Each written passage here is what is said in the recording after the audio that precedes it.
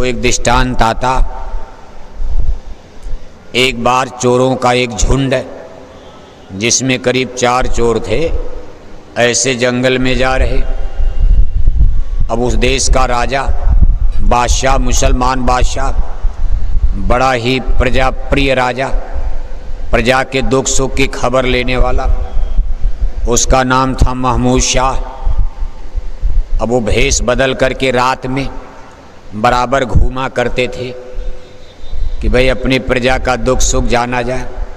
अब बादशाह रूप में आएंगे तब तो जनता घबरा जाएगी, राजा के सामने कोई कंप्लेन कमेंट शिकायत तो करेगा नहीं। इसलिए कभी भिखारी का भेष बनाकर, कभी साधु का भेष बनाकर, कभी सिपाही का भेष बनाकर रात में चुपचाप ऐसे जब लोग सो जाते थे तो गांव में गए किसी घर के सामने, ऐसे चुपचाप वहाँ देख रहे जनता कुछ बतावे कि राजा के अधिकारी कर्मचारी बड़े भ्रष्ट हैं, बहुत सता रहे, परेशान कर रहे, तो राजा को सही जानकारी मिल जाए। ऐसे एक बार वो भेष बदल करके चले जा रहे जंगल का रास्ता, थोड़ा गांव के बाहर निकले तो 2-4 लोगों का एक समूह एक जगह बैठकर कुछ बातें कर रहा था। बादशाह को देख करके उन लोगों ने कड़क कर पूछा, कौन हो? तो बादशाह लगे सोचने, अगर मैं कहूँगा बादशाह, इतनी रात को ये लोग हैं कौन?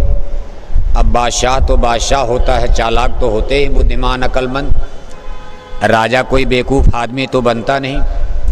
राजा ने जान लिया इतनी रात को जंगल में या तो साधु घूमे या तो चोर घूमे, ये लोग साधु हैं नहीं, ये चोर ही होंगे। तो राजा ने कहा भाई मैं चोर हूँ। देखो बादशाह ने भी कह दिया मैं भी चोर हूँ। बादशाह लेकिन अब वो कह रहे भाई असली भेद तो पता चलेगा। कहा मैं भी चोर हूँ। तो चोरों ने कहा बड़ी अच्छी बात, 4 हम और 1 आप मिल गए, अब चलो 5 चोर हो गए। अब हमारी एक अच्छी खासी टीम बन गई। अब बैठ करके चोरों ने पंचायत किया, कॉन्फ्रेंस, कभी विचार विमर्श होने लगा कि भाई चलो अब हम लोग 5 चोर हो गए, अब इसमें से अपना एक सरदार निश्चित कर लिया जाए। सरदार माने अपना कमांडर, जिसके आदेश में हम लोग काम करेंगे। कहा भाई किसको सरदार बनाया जाए? कहा जिसके अंदर सबसे ज़्यादा काबिलियत होगी, सबसे ज़्यादा योग्यता होगी, हम लोग उसी को अपना सरदार मान लेंगे। कभी ये पता कैसे चलेगा? अभी चोरी करनी हो तब तक इतना देर तक परीक्षा कैसे? कब नहीं, ऐसे नहीं, सब लोग अपने अपने गुण का बयान करें, अपनी अपनी काबिलियत योग्यता, एक एक जो सबसे ज़्यादा योग्यता किसके अंदर है सब लोग अपना अपना रखेंगे। इसमें से जिसके अंदर सबसे ज़्यादा योग्यता मानी जाएगी उसी को हम लोग अपना कमांडर, सरदार मान लिया जाएगा। तो पहले चोर का नंबर आया तो उसने कहा देखो भाई मेरे अंदर एक ऐसी काबिलियत है कि मैं इतनी सुंदर कमंद लगाता हूँ कि कितने लोग चढ़ जाएं उतर जाएं, कमंद की डोर छूटने वाली नहीं है। कमंद होता है रस्से में लोहे की एक घुंडी बांध कर कीली, जैसे छत पर चढ़ना, ऊपर फेंक दिया रस्सा, अब वो जा करके वहाँ अटक जाती थी, कांट उसकी कांटी, अब उस पर अटक गई तो लोग पकड़ कर चढ़ते थे, चोर लोग, जैसे कहीं घर पर मकान पर चढ़ना। तो लोगों ने कहा भाई ये तो बड़ी अच्छी योग्यता है। कहा अब आप बताओ। दूसरे चोर का नंबर आया, उसने कहा भाई देखो मेरे अंदर ऐसी योग्यता है कि कहाँ माल गड़ा है, अलमारी में, तिजोरी में कहाँ है, मैं सूंघ करके ही बता देता हूँ। इस अलमारी में सोना है, इसमें चांदी है। रे का भाई तो और अच्छी बात। क्यों बाबू साहब सो रहे हैं? का आप नहीं, जगह जागते रहिएगा। मुसाफिर जागते रहना, नगर में चोर आते हैं, चोर लगते हैं। यहाँ तो सब चोर है, गठरी सबकी उठा ले जाएंगे। मन और माया का देश, यहाँ चोरी ही होती। देखो दूसरे चोर का और अच्छी योग्यता थी कि भाई सूंघ करके बता देगा अलमारी में, तिजोरी में कहाँ दौलत, ज़मीन में भी अगर गड़ी है वहाँ भी बता देंगे हम कि कहाँ ज़मीन में क्या दौलत है, ज़्यादा आपको दूर तक खुदाई नहीं करनी पड़ेगी। कहा बहुत अच्छी बात। तीसरे चोर का नंबर आया। कभी आप अपनी योग्यता बताओ। कभी मेरे अंदर ये योग्यता है कि मैं रात में जिसको एक बार देख लेता हूँ अंधेरे में भी जीवन भर मैं उसको भूल नहीं सकता हूँ, मैं पहचान जाता हूँ। कभी ये भी बड़ी अच्छी योग्यता है। बादशाह के सिपाही, बादशाह के वजीर, मंत्री बराबर हमारे पीछे सीआईडी पुलिस लगी रहती। इसमें आप से काम लिया जाएगा कि उनका सीआईडी है कि ये सिपाही है, कि उनका कोई वजीर है, मंत्री है हमारे पीछे पड़ा, तो कम से कम आप बता तो दोगे भाई ये कोई ऐसा नहीं है, ऐसा है। अब चौथे चोर का नंबर आया, क्या आप बताओ। उसने कहा भाई मैं जानवर की भाषा जानता हूँ।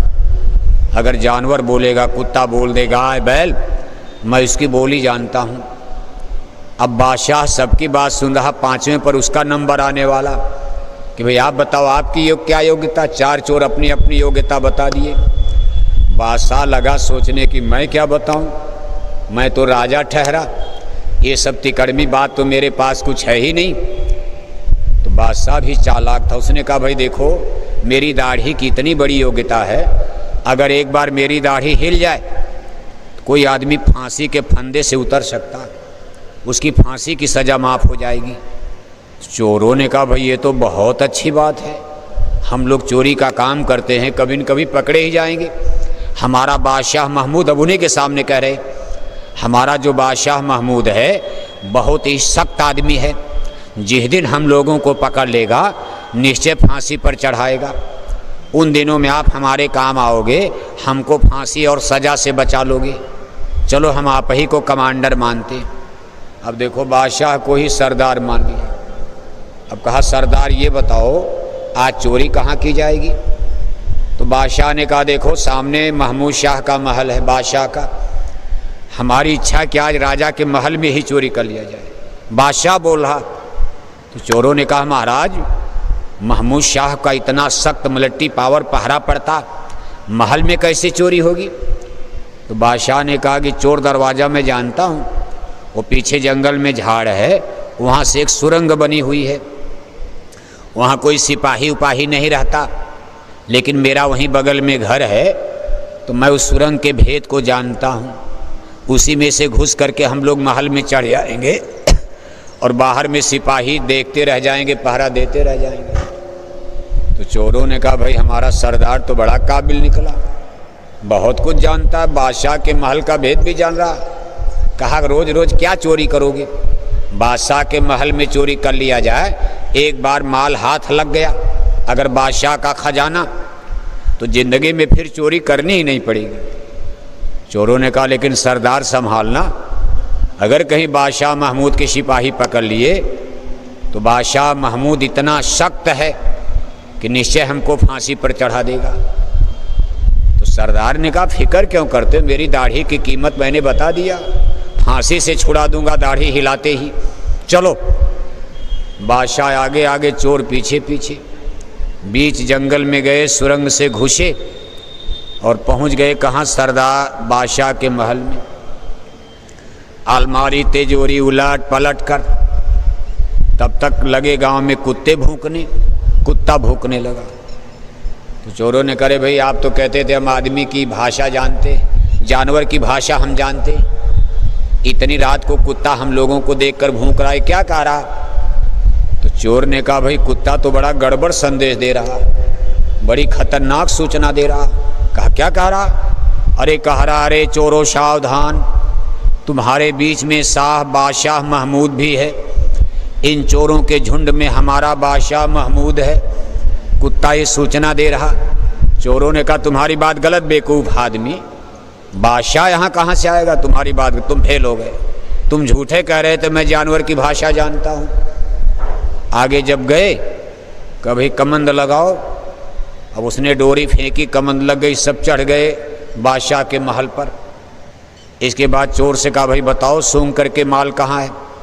कहा इस अलमारी में, इस अलमारी में, इस अलमारी। बादशाह देखकर मुस्करा रहा, बादशाह को तो सब पता था। उसने कहा बिल्कुल पक्का, बिल्कुल पक्का, बिल्कुल पक्का। अलमारी और माली तोड़ ताड़ कर सब माल लूट करके ले आए। और जब वहाँ आए जंगल में तो सरदार ने कहा देखो भाई ईमानदारी से बांटना, कोई बेईमानी न होने पाए, बराबर बराबर हिस्सा लगेगा, हमारा भी लगे। सब हिस्सा लग गया, माल बट गया 5 भाग। बादशाह के भी हिस्से में आ गया 1/5, 1/, सरदार थे तो थोड़ा इनको ज़्यादा मिल गया।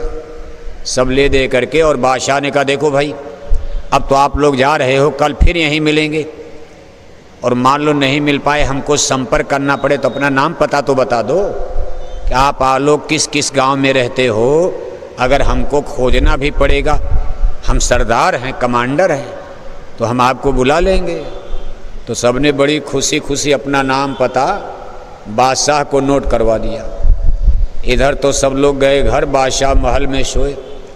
सुबह उठ करके वजीर ने देखा महल के दरवाजे टूटे हैं, अलमारी तिजोरी बिखरी, हल्ला मच गया कि रे भाई बादशाह महमूद के ही महल में चोरी हो गई, राजा के महल। अधिकारी कर्मचारी लगे कांपने, कब तो बड़ा गड़बड़ हो गया। हमारे बादशाह महमूद की इतनी मिलिट्री पावर, इतना सख्त इनका कानून कायदा, आज बादशाह के महल में चोरी हो गई। अब सब अधिकारी कर्मचारी या तो मारे जाएंगे या सब नौकरी से निकाले जाएंगे। लेकिन बादशाह ने कुछ नहीं कहा, मंत्री को बुलाया, कहा मंत्री ठीक है चोरी हो गई, हो जाने दो, कोई बात नहीं। मेरे पास एक लिस्ट आई है चोरों की, हमारे राज्य में कितने चोर रहते हैं ये लिस्ट है, हमको गुप्तचर विभाग से प्राप्त हो गई। बस आप जा कर के इनको पकड़ पकड़ कर हमारे पास ले आओ। अब चोर तो निर्दोष, उनको क्या पता लिस्ट बादशाह के पास हमारी पहुंच गई। चोर बेचारे रात भर जागे थे, अभी अपने अपने घर में आराम से सो रहे, सुबह हो गया, आराम से सो रहे। और तब तक बादशाह के सिपाही पहुंच गए, पकड़ा। कहा भाई आपको बादशाह ने बुलाया? कहा हमको क्यों बुलाया? अरे कहा भाई आपको बुलाया है, चलो तो। अब जब चोर वहां पहुंचे तो बादशाह कहता भाई ठीक है आप लोग आ गए, ये बताओ हमारे महल में चोरी किसने किया? अब चोर पहले तो आनाकानी करने लग रहे, कहा भाई हमने नहीं किया, हमने नहीं किया। कहा नहीं नहीं देखो हमारे पास लिस्ट आ चुकी, सूची, और ये पक्का है कि चोरी आप लोगों ने किया, आप लोग चोर हो। और चूंकि बादशाह माल के बारे में जान रहे थे, घर में माल बरामद हो गया। जब माल बरामद हो गया तो शिनाख्त मिल गई कि इन लोगों ने चोरी किया, बादशाह का माल। अधिकारी कर्मचारी सब पहचान गए। अभी वो लोग माल को इधर उधर भी नहीं कर पाए थे और सबके घर से माल बरामद हो गया। तो बादशाह ने कहा लटाओ इनको फांसी पर, हमारे महल में चोरी कर लिया। कहा 5वें चोर का? कहा महाराज हम लोग 5 लोग। और कहा 5वां कौन था? कहा महाराज जो हमारा सरदार था उसने ये कहा था कि बादशाह के महल के पीछे मेरा झोपड़ा है। तो बादशाह ने कहा तुम झूठ बोलते हो, मेरे महल के पीछे कहाँ झोपड़ा बना हुआ? कहा महाराज वो यही कह रहे थे कि बादशाह के महल के पीछे मैं रहता हूँ और उन्होंने ही आपके महल के सुरंग गुप्त रास्ते का भेद उसी ने बताया था। तो बादशाह मन मन तो मुस्करा रहे, लेकिन कहा नहीं उठाओ इनको फांसी पर लटका दो। जब चारों के लिए फांसी का फंदा और फांसी पर चढ़े, गले में फांसी का फंदा लग गया, तो जो चौथा चोर था जिसने कहा था जिसको मैं एक बार देख लेता हूँ उसको जीवन भर में भूलता नहीं, पहचान लेता हूँ, उसने कहा अरे ये तो वही बादशाह, ये तो वही आदमी रात में आज बादशाह के सिंहासन पर बैठे, यही आदमी तो रात में मिले, यही तो सरदार बने थे, ये तो बादशाह ही थे। उस चोर ने कहा रे जहाँ पना अब तो दाढ़ी हिला दो, हमारी जान बचाओ, नहीं तो आपके सिपाही फांसी पर लटका देंगे। आपने कहा था मेरी दाढ़ी में इतनी बड़ी शक्ति है, एक बार अगर मेरी दाढ़ी हिल जाए तो लोग फांसी के फंदे से बच जाते हैं। हे जहाँ पना हुजूर एक बार अपनी दाढ़ी हिला दो। बादशाह मुस्कुराने लगे, जोर से हंसे। अरे कहा भाई तुम हमको पहचान गए? अरे कहा जहाँ पना मैंने तो कहा था मेरे अंदर वो विद्या है कि जिसको एक बार रात में भी देख लेता हूँ जीवन भर में उसकी पहचान खत्म नहीं होने देता। मैं आपको पहचान गया कि आप ही रात में हमसे चोर बनकर मिले, आप ही ने सब खेल कराया, चोरी भी करवाई, सब कुछ, और आज हमको फांसी पर चढ़वाने जा रहे, दाढ़ी हिलाओ। तो बादशाह ने कहा भाई जल्दी उतारो फांसी से। नहीं नहीं ये मेरे दोस्त हैं, ये मेरे साथी हैं, दोस्त हैं, इनको फांसी पर मत लटकाओ। चारों चोर फांसी से उतरे, बादशाह के चरणों पर गिर पड़े। बादशाह ने कहा तुम मेरे दोस्त बन गए, अब तुमको चोरी नहीं करनी पड़ेगी, अब तुम हमारे महल में रहो, तुम्हारी योग्यता अनुसार मैं तुमको छोटी बड़ी नौकरी में लगाऊंगा, तुम्हारी शक्ति का सच्चा उपयोग होगा। तुम रात भर जंगल पहाड़ में भटकते हो, अब मेरे महल में तुम ड्यूटी करो। उनको नौकरियां दे दिया और मेहनत ईमानदारी के साथ वो लोग अपना जीवन जीने लगे और बादशाह के सच्चे दोस्त बन गए। उनका जीवन ही बदल गया, बुराई से निकलकर अच्छाई पर आ गए, मेहनत ईमानदारी से नौकरी चाकरी और आराम से जीवन बाल बच्चों का गुजर बसर होने लगा। यह एक दृष्टांत और प्रमाण है। महापुरुष अपने गुरु महाराज भी अपने सत्संग में दृष्टांत प्रमाण सुनाया करते थे। ये दृष्टांत सुना करके महापुरुष हमको आपको यही समझाना चाहते हैं, उन संत महापुरुषों की दाढ़ी में कुदरत छिपी होती, सारा ब्रह्मांड। एक बार अगर दाढ़ी हिल जाए तो आदमी को नरक से, भजन की बात तो छोड़ो, ये सारा ब्रह्मांड डगमगा सकता। वो कुदरत में दाढ़ी छिपाए हुए हैं, लेकिन कोई पहचान नहीं पाया गुरु महाराज को भी। सब संतों की बात तो छोड़ो, अपने गुरु महाराज को भी प्रेमी भाई बहन कहा तुम्हें गो की आँखों से सब देखते हैं पर पहचानते हैं कहीं थोड़े थोड़े, बिरला कोई। कहा जिनके अंदर शब्द प्रकट हो गया, शब्द धुन सुनने लगे, घंटे संग की आवाज़ आने लगी, थोड़ा बहुत, वही लोग थोड़ा बहुत शिनाख्त परिचय प्राप्त करने लगते हैं। बाकी तो संसार में अकल से, बुद्धि से, हम आप अपनी चतुराई से, चालाकी से, दाव पेच से सोच कर विचार कर, ये हो गया, ऐसे हो गया, दया हो गई, दया हो गई। गुरु महाराज के अंदर शक्ति है नहीं, कृपा है, दया है, लेकिन कभी कभी ये दया कृपा सारा विश्वास हमारा आपका डगमगाने लगता।